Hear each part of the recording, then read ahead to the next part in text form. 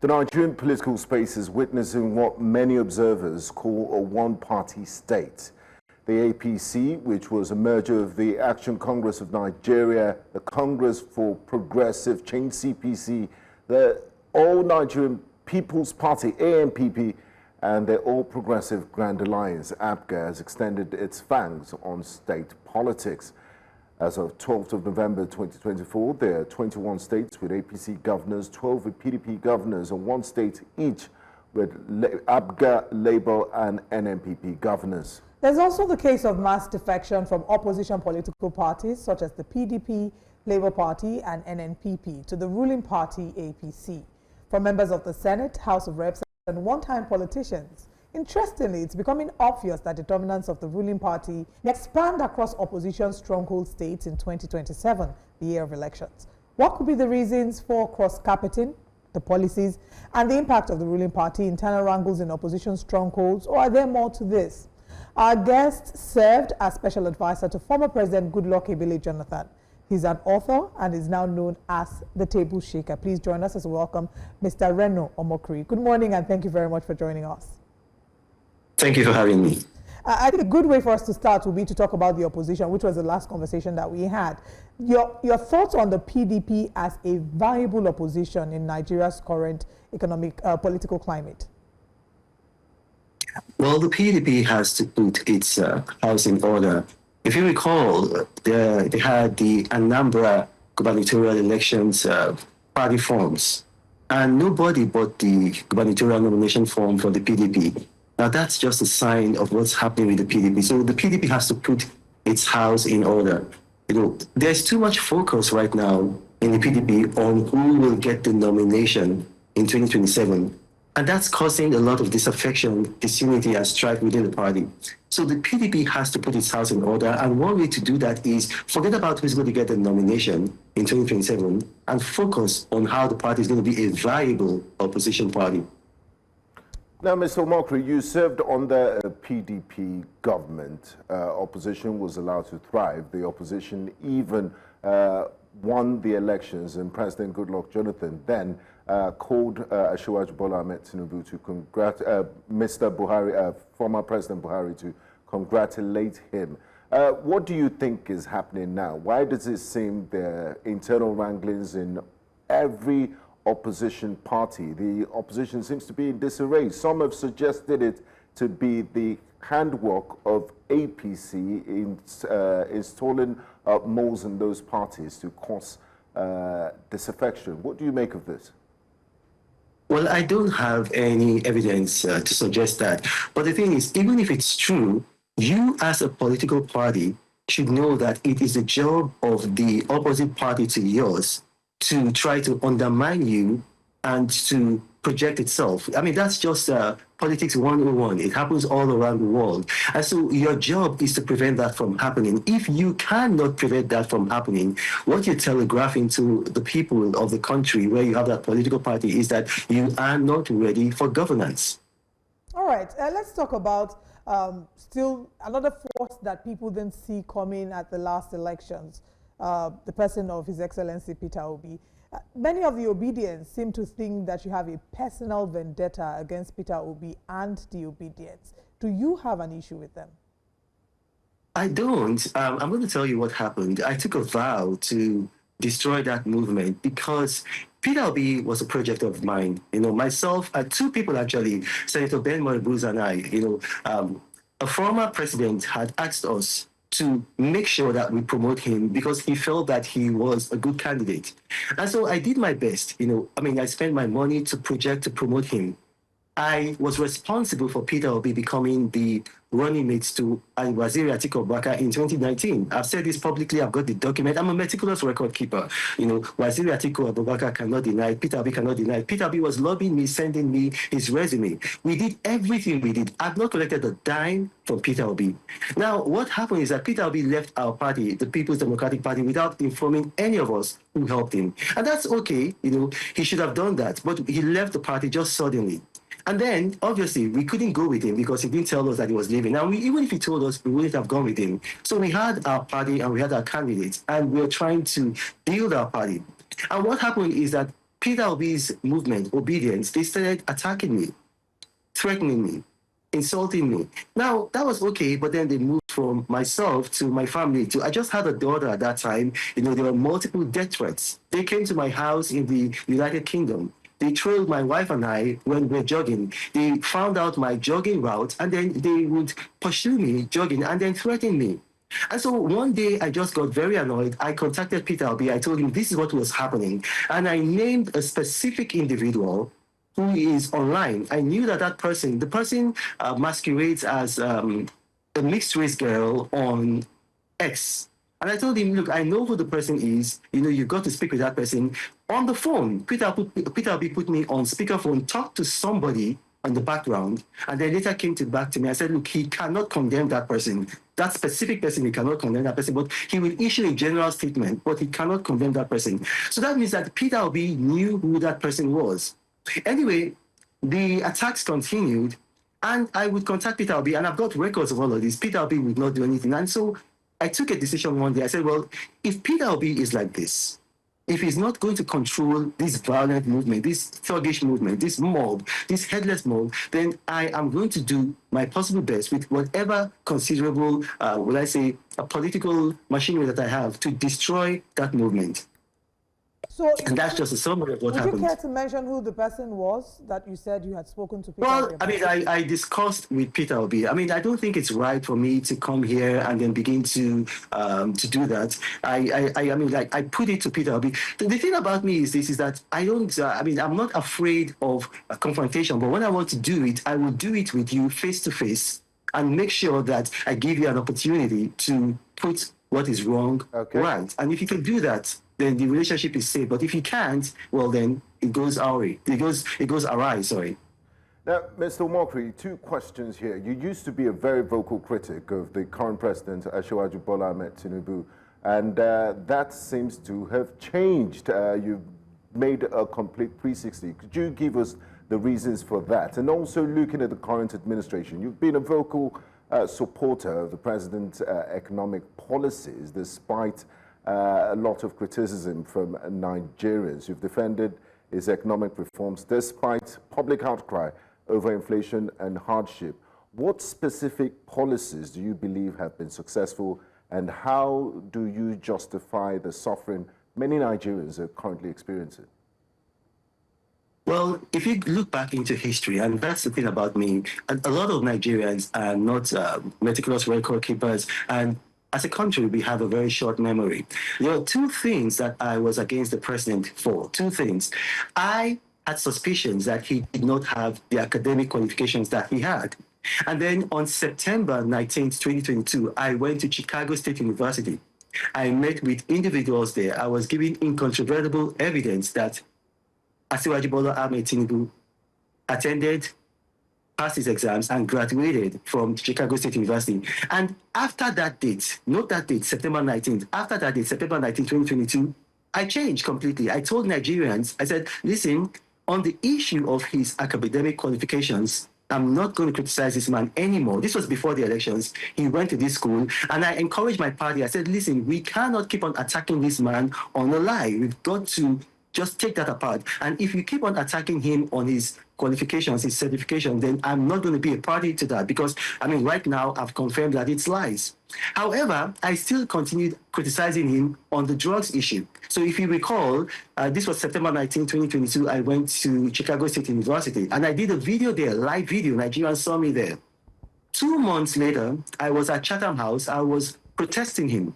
I protested him on only one issue, the drugs issue.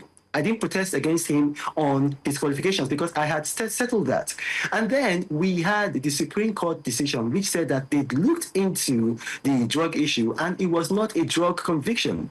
It was not even a conviction against him. It was a conviction against another person, and he was involved only to the extent that that person, he was an accountant to that person, and it was the funds from that person that was convicted, and he was asked to refund those. When the Supreme Court made that decision, Don't forget, my late father was an appeals court justice. I had to take a decision that, okay, since he had been exonerated by the court, I cannot continue to criticize him on that issue because I would be like the people I had actually condemned who were still criticizing him on his academic qualifications. So I stopped criticizing him on both issues because he had been exonerated. Then we had the election and he won. When he won the election, I congratulated him and I went my merry way. I said I was going to continue with my life because what I do is that I write books and I travel. And that's what I've been doing. And he appointed a friend of mine, Malam Nuhu Ribadu, as his national security advisor. Now, the thing about me is I believe so much in relationships. Malam Nuhu Ribadu and I have a very, very solid and strong relationship. Right from after he had been exiled by the Yar'Adua administration, in California, we spent a lot of time together. We were like brothers. And then when he appointed Malam Nuhu Ribadu as his national security advisor, Malam Nuhu Ribadu invited me and then told me, he said, look, Reno, these are the plans that we have. We want to improve Nigeria. We want to make Nigeria better. And we are not going to do those things that you think that we're going to do. We're not interested in money. We have a good plan. And he convinced me. After he convinced me, I did a video right at his office. And I told Nigerians, I said, listen, as long as Malam Nuhu is in this government, I'm going to support this government. All right. I'm going to support the economic policies. So I've been very transparent with Nigerians. It's just that our people have a very short memory. All right, I want to go back to a tweet, still talking about your support or lack of it at the time for the current president, President Bola Ahmed Tinubu. On the 16th of February, you said, let us face facts. Look at the state of Tinubu's teeth. Look at the state of his urine-soaked agbada. How can a man with such poor personal hygiene be entrusted with the fate of 200 million Nigerians? And Atole will be our president. Nítorí kíni, wọ́n ṣépè fún wọn. This was one of the many tweets that you had put against. Now, you've spoken to the drugs, you've spoken to the education. Can you speak to what then else changed your perception of President Bola Ahmed Tinubu and why if you feel differently about him? Well, then, because at that time I hadn't met him. I mean, you can read out the date again to your listeners, to your audience. That was a date before the elections. I hadn't met him, and meeting him changed my perception about him. You got to recall that was an electioneering period. That was a campaign season. And during campaign season, you use everything that you have against your opponent. By the time I met him, by the time I saw his economic agenda, first and foremost, what you have to understand is that his economic agenda is identical to the economic agenda that we had in the PDP. I was responsible right from 2019, not even 2023, for helping our candidate to put together his economic agenda. When he went to Chatham House, I single-handedly wrote his speech. No other person wrote it. I, from A to Z, I single-handedly wrote his speech. So I'm very intimate with his economic agenda. And it's not a surprise because both Waziri Atiku Abubakar and Asiwaju Bola Ahmed Tinubu were in the Social Democratic Party. So if you look at our economic agenda, the things that we promised to do, this president is doing them. We promised that we're going to remove fuel subsidies. The president is doing them. We promised that we're going to float the naira. The president is doing that. We promised that we're going to devolve power from the federal to the state and local government. This president is doing that. So basically, if he's doing the things that we said we're going to do, why should I be against him? Look, there was a corollary to the question that the gentleman asked. He said that the economic suffering that Nigerians are going through. Listen, you got to understand that Nigeria is going through some challenges, not because the president is a bad president or like the young girl said, the terrible president. No, we're going through some challenges because previous administrations did not do the right thing. We should not have been subsidizing fuel all these years. We should not have been subsidizing the naira. A lot of people think that removing the subsidy on fuel was just the biggest thing that the president has done. Well, it's quite true. The subsidy on fuel was costing us about $1.2 billion every month. But we were spending more money subsidizing the naira. We were actually spending $1.5 billion. And if you're at home, you can actually Google me. You can actually fact check me. We were spending $1.5 billion subsidizing the naira. Now, the value of the naira under Buhari, under previous presidents, was not the true value of the naira. The naira had been subsidized. So what this president did was that he just floated the naira, stopped subsidizing it. Because if you ask yourself, what were Nigerians using the subsidized naira to buy?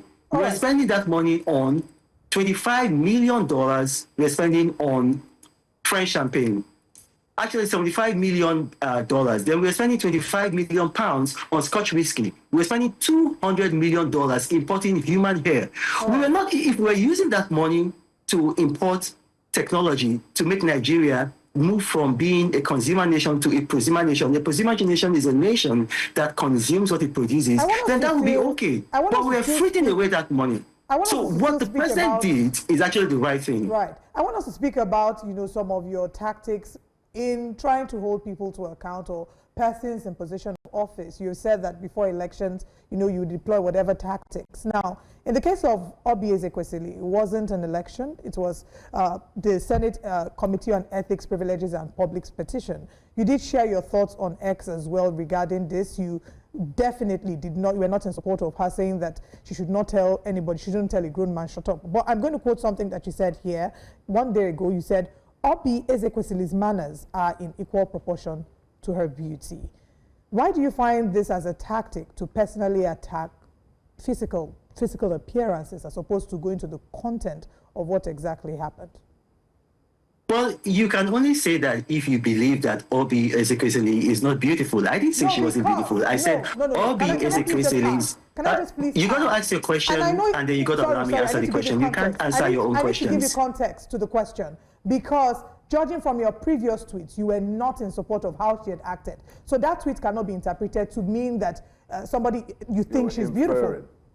From the previous tweet. So now allow me answer the question, please, and don't interject. So what I said, is subject to subjective interpretation. I said that her manners are in equal proportion to her looks, and so you can interpret it however you want to interpret it. But what I meant by that statement is that Obi, she has to work on her manners, and basically I think it's wrong to tell a grown man shut up.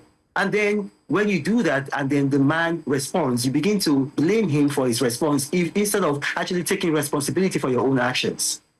Do you support the way this distinguished senator responded to Dr. Obi Ezekwesili? Do you think it was proportional to what triggered the response in the first place?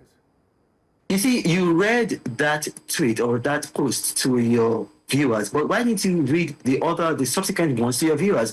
I reprimanded Senator Onyekachi Nwaiboyi, and I said that he should not, my actual words, and I'm going to say that, I said a man should control his anger, not women, and that a woman should control her mouth, not men. And that's what I said. Subsequently, I said that the senator should not have acted in that manner, and that two wrongs do not make a right, but that he was provoked by Obi Ezekwesili. And the thing is that in the heat of the moment, you cannot tell what a grown man will do. Because a lot of these things happen, on the fly. They happen in the heat of the moment. And you can't, when you trigger people, you're triggering an emotional response. You're not triggering a rational response. So you have to be responsible for what you get. And in this instance, I think he went above board, and I understand he has apologized, and so we should let it go at that. Now, Mr. Omokri, let's talk about accountability and loyalty. As someone who was once a relentless critic of President Bola Ahmed Tinubu, how do you balance your current support with the need to remain objective? And should supporters ever challenge their leaders? Supporters should challenge their leaders. I mean, when the president went to Paris, France, during the time when we had, I think there was a protest that we had in Nigeria. It wasn't very successful, but we had a protest. I did come out and I criticized the president, and I said that, look, you've got to leave France. I did an open letter. I said, you've got to leave France immediately and come back to Nigeria. What you have to understand is that I'm not going to be just somebody who just criticizes, lashes out emotionally at whatever an administration does. I was called Buhari tormentor under the previous administration. But if you go back and check, I commended President Buhari 17 times. It's on record. So if you do something that's good, I'm going to commend you. If you do something that's bad, I'm going to condemn you. But I'm going to take everything that you do on a case-by-case basis, objectively, look at it, look at the impact on the country. If you look at this administration, for example, if you look at what they've done has actually built this country. The economic reforms are actually working. Now our economy is growing for the whole of 2024. We saw what happened. Our economy grew at a rate of 3.84%. Our GDP grew at 3.84%. That is good. Now, trade surplus. We now have a trade surplus. And not just that, we have a record-breaking trade surplus. Our trade surplus is now 209% more than what it was under General Buhari. So when you take that into account, if you look at the unemployment rate released by the Nigerian National Bureau of Statistics, our unemployment is down. If you look at inflation, inflation has been tamed. So these economic policies, they are working. We should continue at that. But for anybody expecting that subsidy is going to come back and then subsidy on the Naira is going to come back, look, if this administration tries to bring that back, I will fight this administration, because we cannot be taking loans to subsidize the Naira. We cannot be taking loans to subsidize fuel subsidy.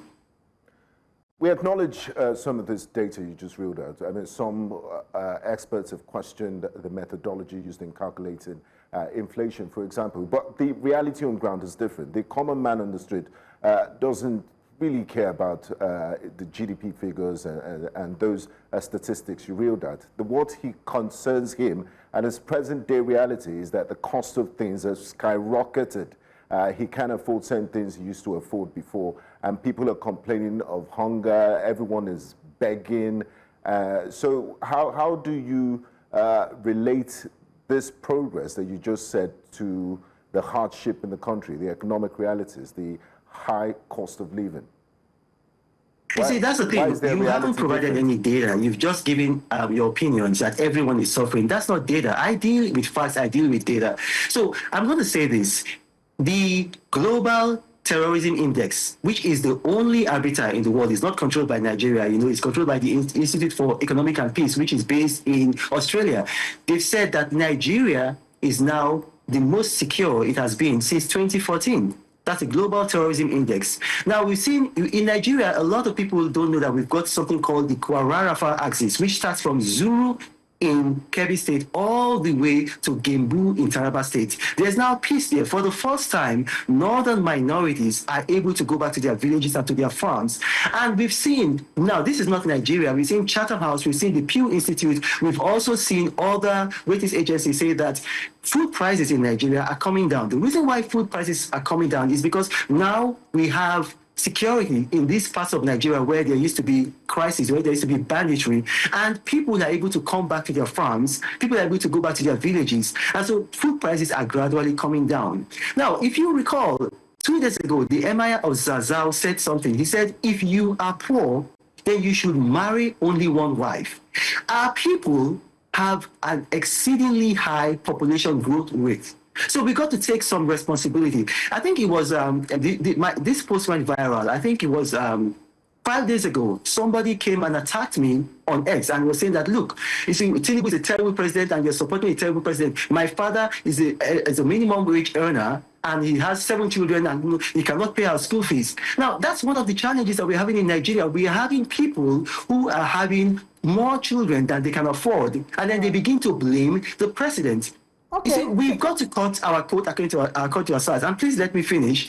Under this administration, at least each state is now getting double the federal allocation that they used to have. Some states are actually having triple, but at the barest minimum, each state is having double. So Nigeria should take the responsibility of calling their state governors and their local government chairmen also to account. So a lot of Nigerians don't know that some of the things that they are accusing the president for, like teachers' salaries, like markets, like certain things, are actually the responsibility of their state governments.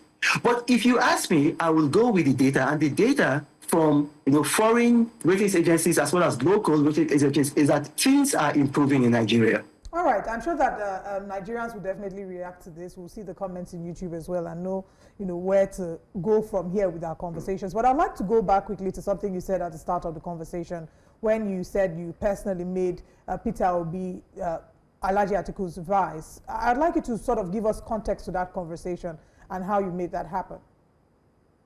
Well, what happened is that I used to be very close to Waziri Atiku Abubakar. I'm not as close with him as I used to be for my own reasons. I allowed him because I've become a supporter of the current president's economic policies, which are actually a facsimile an exact replica of our own economic policies. But I do understand that that puts me in a position whereby if I remain close to him, maybe I appear hypocritical. So I've given him some breathing room.